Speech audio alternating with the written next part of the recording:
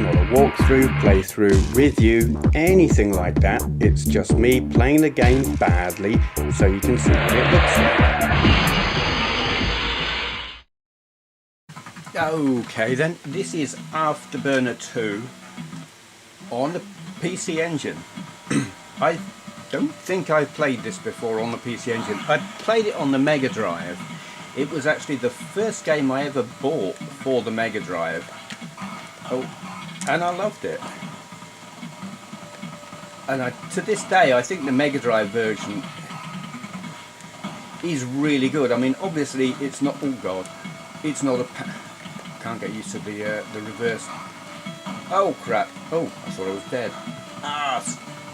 Now I know what's wrong. It's up to go up and down to go down, and that's wrong. Oh! Yeah, you need reversed joystick setting thingy on this. You need down to go up and up to go down, and it's not. I'm hoping there are options to sort that out, because if there are, I want to tweak them. This is not bad. I mean, that aspect alone, the non-reverse joystick control thing, this is pretty impressive. It's fast. Again, as comparing like PC Engine to Mega Drive, the resolution is lower. I think there are probably less sprites on the screen, but they're going faster. This is very fast. Yeah, it's real. The PC Engine sprite handling really blows my mind, if I'm honest. I mean, it's got a 16-bit graphics chip.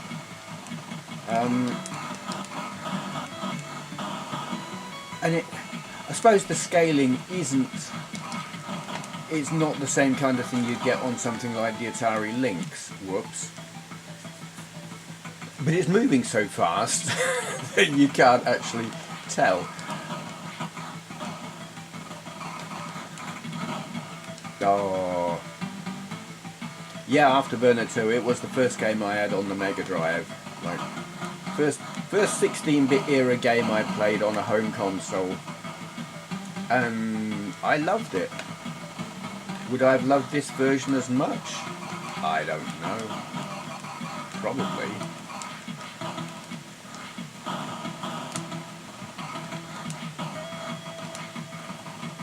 I do suck at the game, obviously. Oh, there I go. They look like they should have windmills on them. It's like we're in an F-14 flying over Holland. Now, do we have the chap on the motorbike? Where is Tom Cruise on his GPZ 900R? I love the GPZ. He's not there. That's disappointing. I think the GPZ 900R is one of the most gorgeous motorbikes ever made. I mean, it's dated as hell now. Obviously, it's an 80s bike. But I don't think there are many bikes that have been made since then that look as awesome as that one. Arse. Yeah. I'm into retro motorbikes in much the same way as I'm into retro gaming. Like cars, if I could have any car, I'd have the Ferrari 308 GTS or 328 GTS, you know, the Magnum car. It's not fast, you could outrun it in a modern hot hatch, but it's beautiful. To my mind, it's the most beautiful car ever made. I said that in a forum or on Twitter or something once, and was I got so much abuse from people saying, but it's old, it's not fast, there are faster cars, and I was like, for God's sake, I said most beautiful, not best car, just the most beautiful, and they just couldn't get their heads around that. But in the same way with motorbikes, there are two motorbikes from that era that really I love. purely for how they look and, oh god, and how they sound. The GPZ900R, purely for the looks, but this is kind of freaky actually. The sprite movement here is a little bit weird. This is not quite right. The other bike is the RD350 YPVS. And the 350 and 250LC I also think are fantastic, but you know, if I was going to have an RD, I'd have the YPVS. They're just insane, head-banging two-strokes that sound amazing and kill you. Yeah.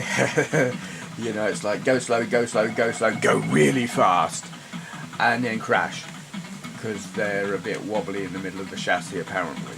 I've never ridden, oh god. Is there a thrust like afterburner on? I don't think there is there? Oh god. The thing with Afterburner II was you had, maybe it's,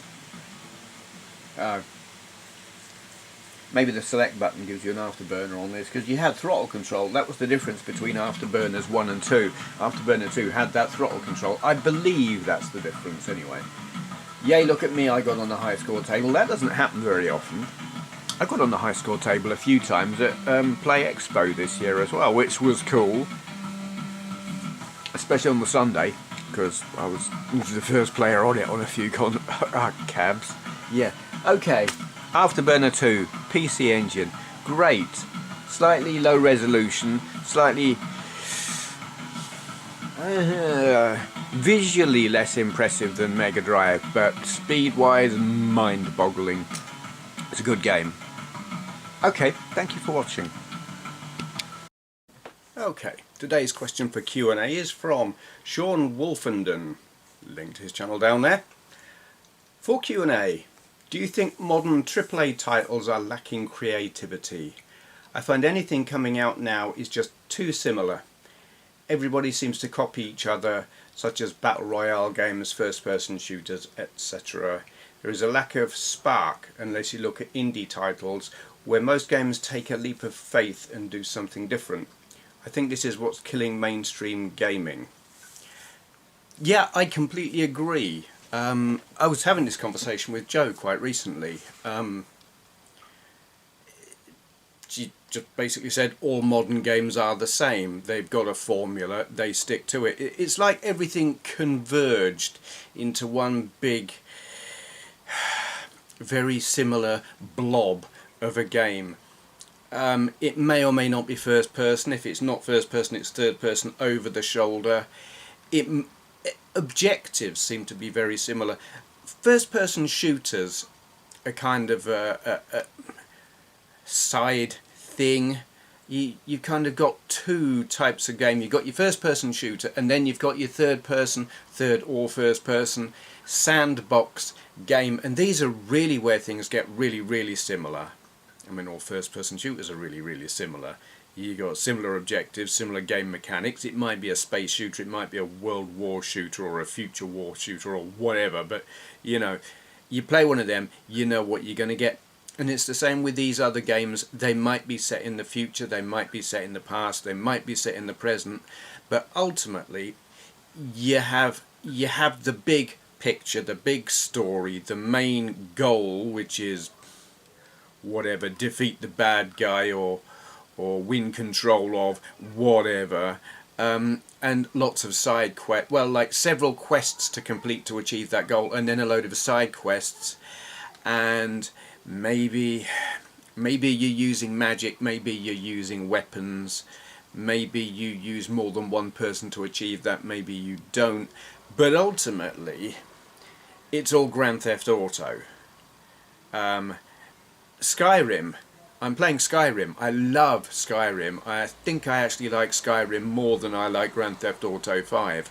But ultimately, apart from the inclusion of the fact that there's magic, actually just plain doesn't matter. It could be guns, it could be magic, whatever. Ultimately, you have weapons, you either hit people with things or you shoot them. And how pretty it is, you know, depends. Is it a bow and arrow or magic bolts or whatever, but it's all the same thing. It's distance weapons or close-up weapons. It's all the same.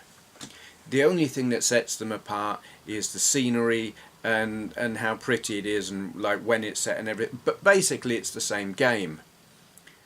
And that is, Joe was playing God, what's it,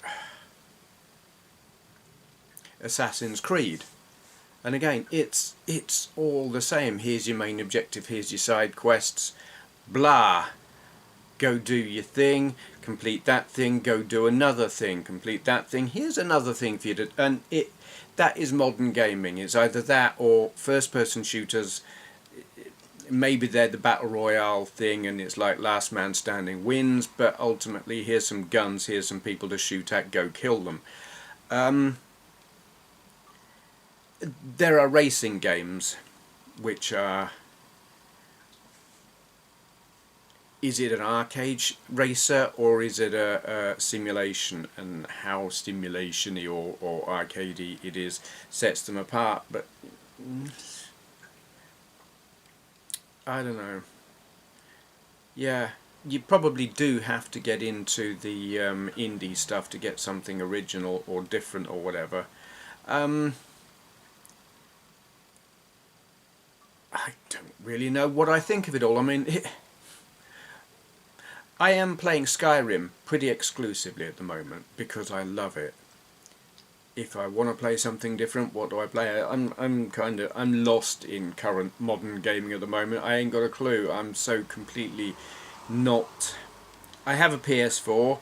I have a few games downloaded onto it, and I play them for maybe 10 or 15 minutes, and I'm bored, or just not into them. Am I playing much time playing retro stuff? No, I'm just playing Skyrim, really. The last game I played that, well, I suppose it was classified as retro, really. It was a Wii game. It was Wii Sports Resort, and I still need to do a video of that with, like, picture-in-picture so you can see me waving my arms around while seeing the game. But, I mean, that's almost retro now anyway, but... And it's still not a game I would spend a lot of time on. It was just amusing. Yeah, I think the only thing in modern gaming that interests me right now, that I think that looks exciting, I want some of that, is VR. I want VR. I want either a PlayStation VR, PlayStation whatever, I forgot, PSVR, that, or like one of the Oculus Rift type things. I don't know if my laptop is up to that or not. The thing about VR for me is, apart from I can't afford it, I haven't got the space for it. If you could see where I'm sitting, you would see that the space between my desk here and this TV here, I'm there. I'm touching them both, you know, arm's length, not even. So, and here I'm touching my wardrobe there. Pandora's box just there. So yeah, arm's length both ways. No room. Can't do VR in here unless it's like sitting down. It'd be alright for racing games and stuff, but you know, if I'm going to be moving more than a pace either way, VR in here would be dangerous. So didn't know a lot I can do about that. Shame. Yeah, definitely modern gaming has, to my mind, completely crawled up its own arse. They have found a couple of genres that work, that are popular, that are... Well, they're not guaranteed money makers, are they? There are probably dozens and dozens of games that fail for every one that succeeds. But it's like, they're all the same game. Variations of, and I suppose what makes one succeed and one not, I don't know. Is it good advertising? Is it good characterization or good storytelling and good graphics? I really don't know. Don't necessarily think it's good graphics, because Red Dead Redemption 2, beautiful, beautiful, most gorgeous game I have ever seen. Bored out of my brain. Played it for a couple of days. I've given it to Jo and she's had a go at it. She's now playing Ratchet and Clank on the PS2 because that's fun. Yeah, I just don't get it.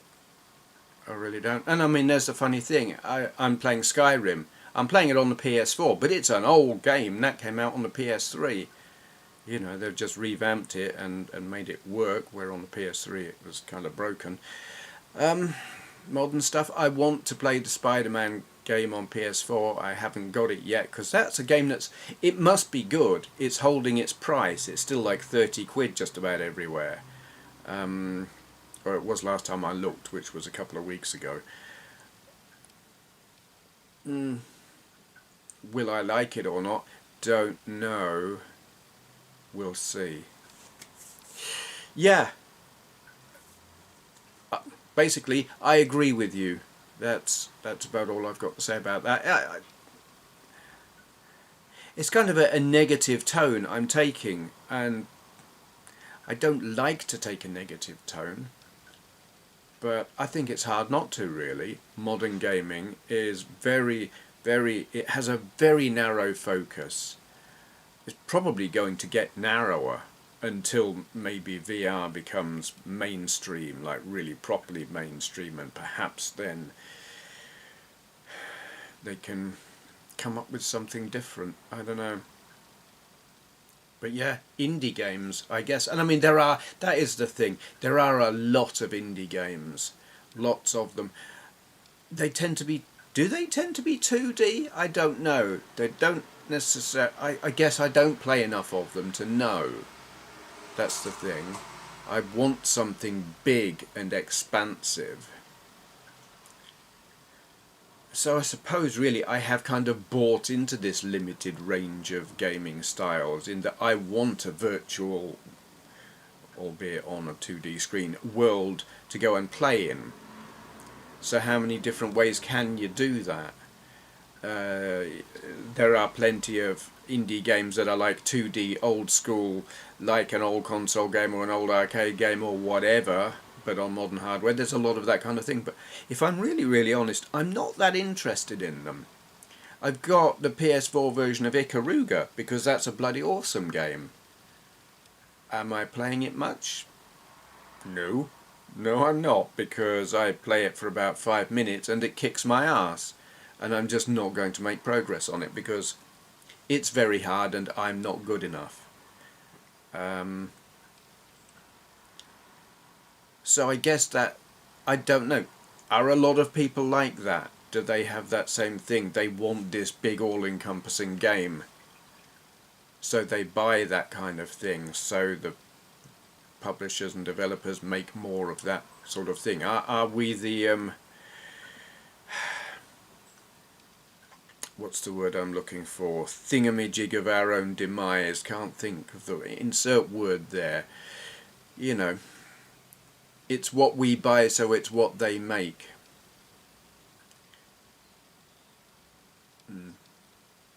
Maybe. I'll stop there.